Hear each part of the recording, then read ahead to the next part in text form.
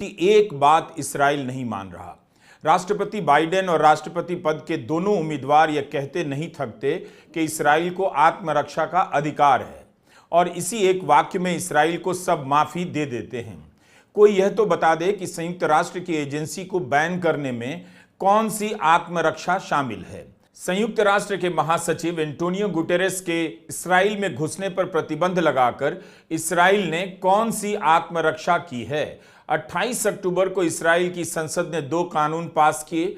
इसके तहत इसराइल की धरती से गजा में राहत का काम करने वाली संयुक्त राष्ट्र की एजेंसी UNRWA को रोका जा सकता है और दूसरे कानून के अनुसार इसराइल का कोई भी अधिकारी या उसकी कोई भी संस्था UNRWA से संबंध नहीं रख सकती।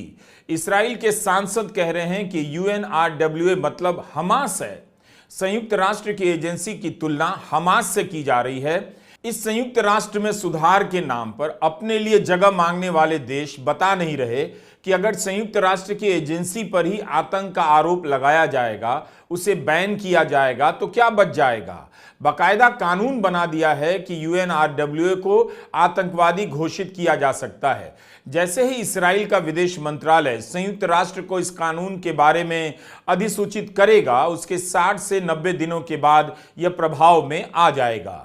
UNRWA की प्रवक्ता जूलियट टोमा ने कहा है कि यह एक आपदा है। UNRWA गजा में सबसे बड़ा मानवीय संगठन है।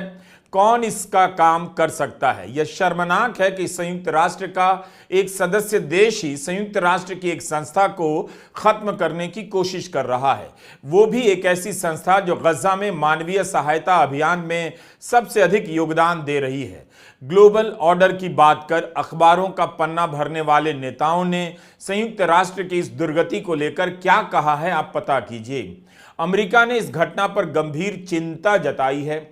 कहा है लाखों फिलिस्तीनी खाने पीने से लेकर पढ़ाई तक के लिए UNRWA पर निर्भर हैं। उन सबको इस फैसले से धक्का पहुंचेगा। कितनी बड़ी चिंता जाहिर कर दी अमेरिका ने।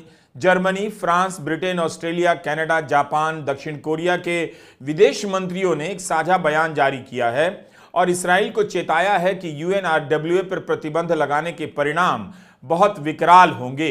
ये सभी देश इसराइल के ही मित्र हैं। तुर्की ने कहा है कि UNRWA पर प्रतिबंध अंतर्राष्ट्रीय कानून का उल्लंघन है। यूरोपीय संघ के विदेश नीति प्रमुख जोसेफ बोरेल ने कहा है कि वे गंभीर रूप से चिंतित हैं। इस तरह का कदम अंतर्राष्ट्रीय कानून और मानवता के मूल सिद्धांत के खिलाफ जाता है। आयरलैंड, नॉर्वे, स्लोवेनिया और स्पेन ऐसे देश हैं जिन्होंने इसी साल फिलिस्तीनी राष्ट्र को मान्यता दी थी। सभी ने इसराइल के निर्णय के खिलाफ बयान दिए हैं। बेल्जियम ने अपने बयान में कहा है कि यह संयुक्त राष्ट्र और अन्य बहुपक्षीय संस्थाओं के काम में एक बेहद चिंताजनक नजीर स्थापित करता है। इससे पहले इसराइल ने ईरान की निंदा न करने पर संयुक्त राष्ट्र के चीफ एंटोनियो गुटेरेस पर प्रतिबंध लगा दिया कि वे कभी इसराइल का दौरा नहीं कर पाएंगे। आज गुटेरेस ने कहा वे इसराइल के नए कानूनों से बेहद चिंतित हैं। यह फिलिस्तीनी शरणार्थियों के लिए विध्वंसक साबित होंगे। साथ ही यह भी कहा कि वे इस मुद्दे को संयुक्त राष्ट्र की जनरल असेंबली में उठाने जा रहे हैं। UNRWA गजा में राहत व बचाव का काम करती है। 19 लाख से अधिक फिलिस्तीनी अपने घरों से यहां विस्थापित हैं। गजा में भोजन, साफ पानी और दवा की व्यापक कमी है। भूखमरी और बीमारी फैल चुकी है। एक भयानक और लगातार विकराल होती मानवीय त्रासदी गजा में चारों तरफ दिखाई दे रही है। अंतर्राष्ट्रीय सहायता समूहों और अमेरिका सहित इसराइल के पश्चिमी सहयोगियों ने भी इसका कड़ा विरोध किया है। अभी तो खबर आ रही थी कि अमेरिका के विदेश विभाग के सचिव एंटनी ब्लिंकन ने नेतन्याहू से मुलाकात की है। मांग की है कि गजा में राहत सामग्री के पहुंचने को सुलभ बनाएं और इसराइल यह सब करता हुआ दिखाई दे रहा है। राहत का काम करने वाली एजेंसी पर प्रतिबंध का कानून पास कर रहा है। इसराइल का आरोप है कि UNRWA के कुछ कर्मचारियों ने पिछले साल हमास के हमलों में भाग लिया। यह भी कहा कि UNRWA के सैकड़ों कर्मचारियों के उग्रवादियों से संबंध हैं और एजेंसी की सुविधाओं के पास या नीचे हमास की सैन्य संपत्तियां पाई गई हैं। इसके बाद एजेंसी के 9 कर्मचारियों को निकाला गया है। UNRWA ने कहा है कि वह अपने रैंक से किसी भी संदिग्ध उग्रवादी को हटाने के लिए तुरंत कार्रवाई करती है। इसराइल के आरोपों के बाद UNRWA के कुछ धनदाताओं ने उसे दी जाने वाली राशि में कटौती कर दी। हालांकि कुछ को बाद में बहाल कर दिया गया। हमने जो कानून पारित किया है वो सिर्फ एक और बिल नहीं है, यह न्याय और जागृति का आह्वान है। यह कहना है इस्राएल के एक सांसद बोअज बिस्मिथ का। UNRWA शरणार्थियों के लिए सहायता एजेंसी नहीं है, यह हमास के लिए एक सहायता एजेंसी है। इस कानून में UNRWA की जगह किसी वैकल्पिक संगठन के लिए भी कोई प्रावधान नहीं रखा गया है। इस्राएल ने जिस तरह के दोनों कानून पास किए हैं, उसके बाद संयुक्त राष्ट्र से उसका संबंध पूरी तरह टूट जाता है। 1947 में इसी संयुक्त राष्ट्र के माध्यम से इस्राएल वजूद में आया। 1948 में इसकी स्थापना हुई। 1947 में संयुक्त राष्ट्र की प्रस्ताव संख्या 181 के तहत फिलिस्तीन को 2 हिस्सों में बांटने का फैसला किया गया, अरब बहुल हिस्सा और यहूदी बहुल हिस्सा। इसी प्रस्ताव को आधार बनाकर 1948 में इस्राएल की एक अलग देश के रूप में मान्यता रखी गई। इसके चलते उसी साल नकबा हुआ और 7.5 लाख फिलिस्तीनी अपनी जमीन से विस्थापित हो गए। फिलिस्तीन के इतिहास में नकबा बड़ी घटना मानी जाती है। उसी साल UNRWA की स्थापना होती है और मई 1949 में इस्राएल को संयुक्त राष्ट्र के पूर्णकालिक सदस्य के रूप में मान्यता दे दी जाती है। तब UNRWA फिलिस्तीनी लोगों की मदद कर रही थी, आज भी कर रही है। तब 7.5 लाख फिलिस्तीनी विस्थापित हुए। आज अपनी ही जमीन पर 20 लाख से अधिक फिलिस्तीनी विस्थापित हैं। UNRWA गजा पट्टी, वेस्ट बैंक, पूर्वी यरूशलेम, जॉर्डन और लेबनान में भी काम करती है। वहां पर इसके अलग अलग नाम हैं। मध्य पूर्व में इसके कई हजार कर्मचारी काम करते हैं। गजा में 13,000 से अधिक कर्मचारी हैं। यह एजेंसी केवल इसी समूह के लिए मदद पहुंचाती है। इस्राएल 7 अक्टूबर के हमले से पहले भी इस एजेंसी का विरोध करता रहा है।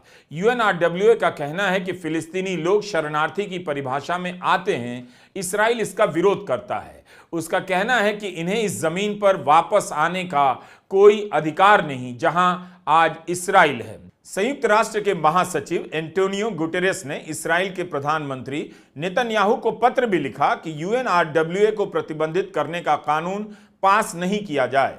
ऐसा करना महातबाही को आमंत्रण देने के जैसा होगा।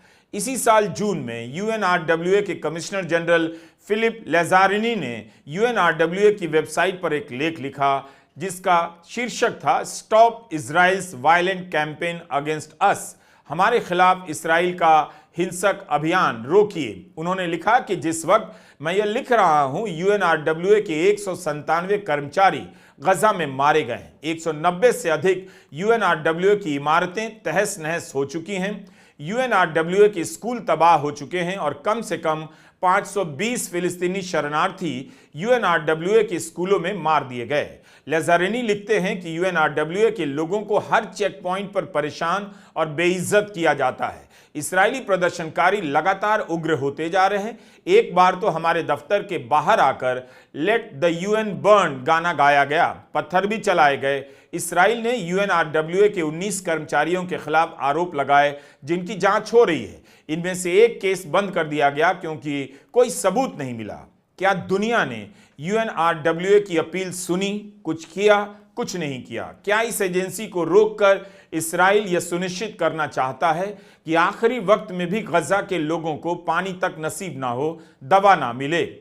UNRWA ने एक ट्रैकर बना रखा है। इसकी वेबसाइट से पता चलता है कि गजा में कितने ट्रक जा चुके हैं, उन ट्रकों में खाने पीने की चीजें थीं या दवाइयां। इस ट्रैकर की मदद से पता चलता है कि 18,395 ट्रक ही गजा में अब तक जा पाए हैं। इसमें से लगभग 15,000 ट्रक खाद्य सामग्री के थे।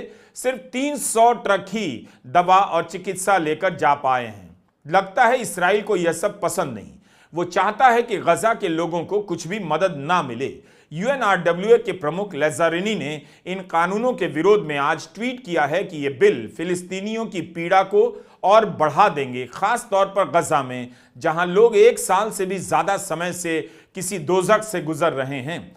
यह वहां 6.5 लाख से ज्यादा लड़कियों और लड़कों को शिक्षा से वंचित कर देगा, जिससे बच्चों की एक पूरी पीढ़ी खतरे में पड़ जाएगी।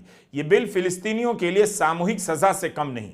यूएनआरडब्ल्यूए और इसकी सेवाओं को समाप्त करने से फिलिस्तीनियों से उनका शरणार्थी का दर्जा नहीं छीना जाएगा। यह दर्जा संयुक्त राष्ट्र महासभा के एक अन्य प्रस्ताव द्वारा तब तक सुरक्षित है जब तक कि फिलिस्तीनियों की दुर्दशा का उचित और स्थायी समाधान नहीं मिल जाता। इन बिलों को वापस ना लेने से द्वितीय विश्व युद्ध के बाद स्थापित हमारा साझा बहुपक्षीय तंत्र कमजोर हो जाएगा। यह सभी के लिए चिंता का विषय होना चाहिए। गजा में क्या हो रहा है इसकी रिपोर्टिंग बहुत मुश्किल है। हम तो वहां हैं नहीं, तो कई बार पश्चिमी मीडिया का ही सहारा लेना पड़ता है। लेकिन किस तरह का पश्चिमी मीडिया में खेल चल रहा है इसे नोट करना सारे दर्शकों के बस की बात नहीं। कई बार हमारी नजरों से भी चूक हो जाती है। 2020 में बर्नी सैंडर्स अमेरिकी राष्ट्रपति पद के उम्मीदवार थे। उन्होंने एक वीडियो बयान जारी किया है, लेकिन जब इसकी रिपोर्ट हमने CNN की साइट पर देखी, सैंडर्स के बयान के ज्यादातर हिस्से नहीं थे। सैंडर्स ने अपने बयान में कहा कि इस्राएल के पास कोई अधिकार नहीं था कि वो 42,000 लोगों को मार डाले। यह अधिकार नहीं है कि वह गजा की सारी यूनिवर्सिटी बर्बाद कर दे। गजा के घर अस्पताल बर्बाद करने का उसे अधिकार नहीं। मानवीय सहायता रोककर भूखमरी और बीमारी फैलाने का अधिकार इस्राएल को नहीं था। इतना कुछ कहते हैं बर्नी सैंडर्स अपने वीडियो में, लेकिन CNN ने बहुत कुछ नहीं छापा। बर्नी सैंडर्स ने कहा कि करोड़ों अमेरिकियों की तरह मैं भी गजा पर अमेरिका की मौजूदा प्रशासन की नीति का विरोध करता हूं। इस्राएल को अपनी रक्षा का अधिकार है, मगर सभी फिलिस्तीनियों के खिलाफ युद्ध छेड़ने का अधिकार नहीं है। इस मुद्दे पर ट्रंप और उनकी पार्टी का रवैया